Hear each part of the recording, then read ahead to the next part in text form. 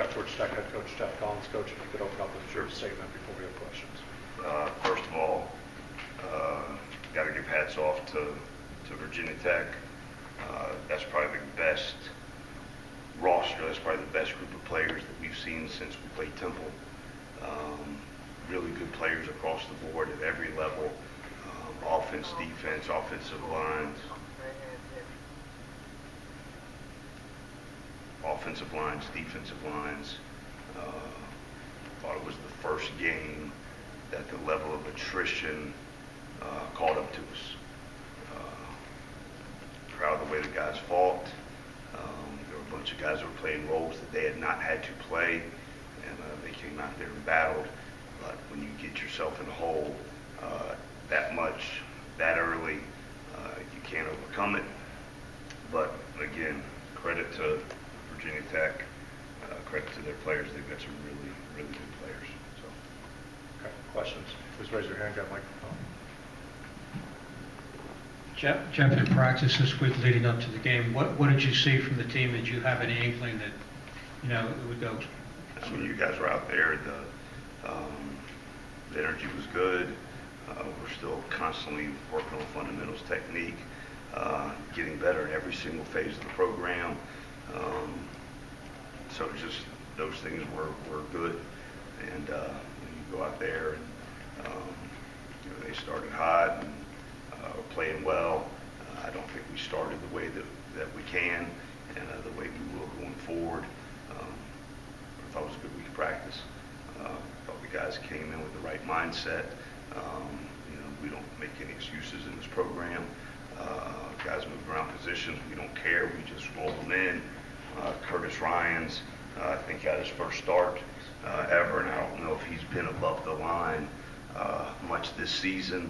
But he came out there, and I thought, I watched the tape, obviously, but I thought he gave us some plays, even though he's never hasn't played much this year. Came out there and did some good things for us. So.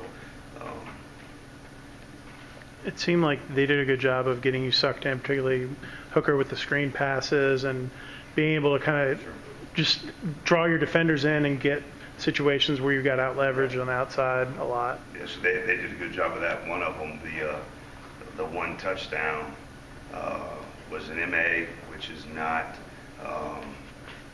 hasn't been something that we've been prone to. We've been playing some good football, executing at a high level, but we had a outside backer DN dropping to that, and for whatever reason decided to rush, and so obviously we've got to go back and clean that up, and so those are the things, the self-inflicted pieces of it you would love to have back, and we'll continue to get better and get cumulative reps at what we're doing, especially with all the eye candy and emotions and the shifts.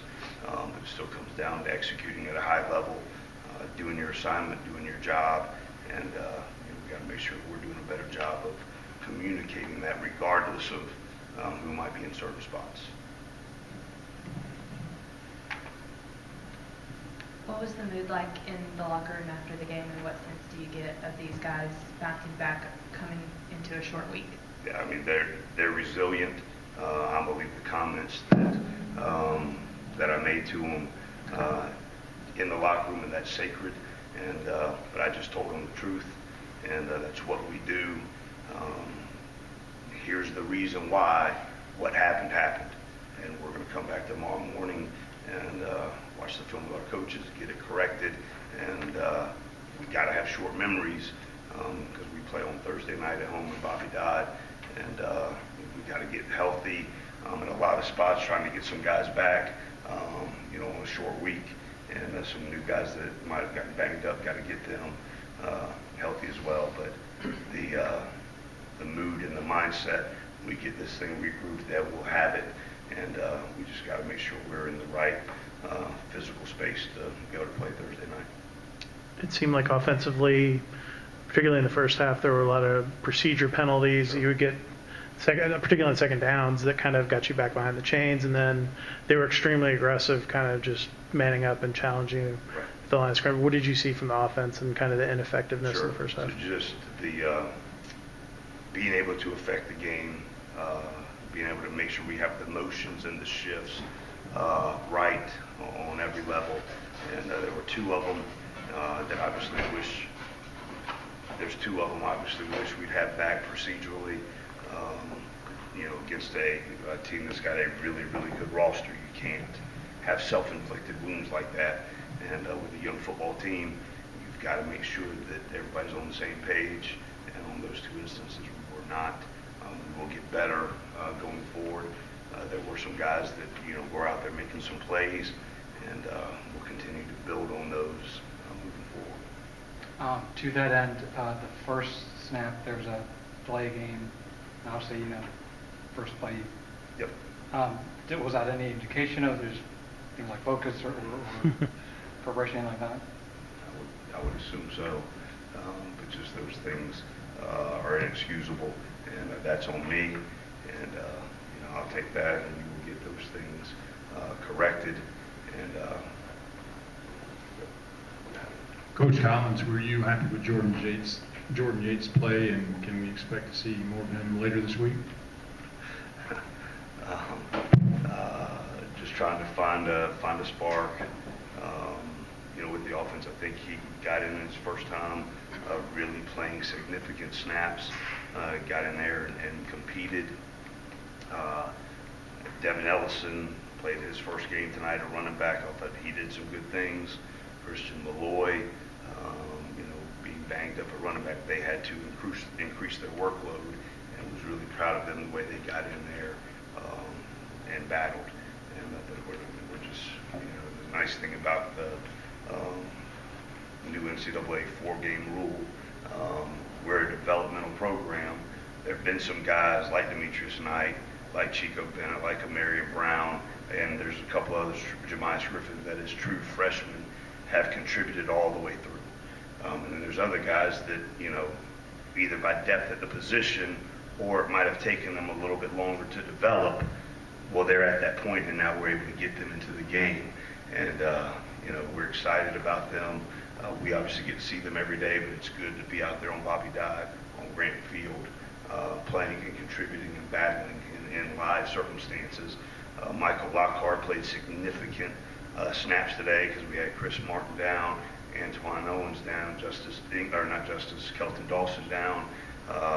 Those kind of things, and give those guys added roles, but it's good to have that 4 games so you can get those guys some well-needed experience so we can be really good moving forward. Right. It's unusual to look down at the stat sheet and not see Jordan Mason's name.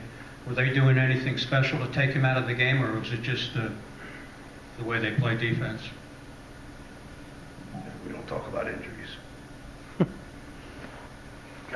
It's kind of, you're obviously steeped in Georgia Tech tradition and so forth, and it's been a long time since the Jackets were shut out in '97. I imagine, given the performance and the way things started, you take a lot of that quite personally, kind of your thoughts on being shut out for the first time in a long time here. Yeah, I don't worry about the results. I worry about the process that we go through. We've got to do a better job collectively, making sure that we've got guys throughout the entire organization learning how to play at a high level, regardless of attrition, any of those things.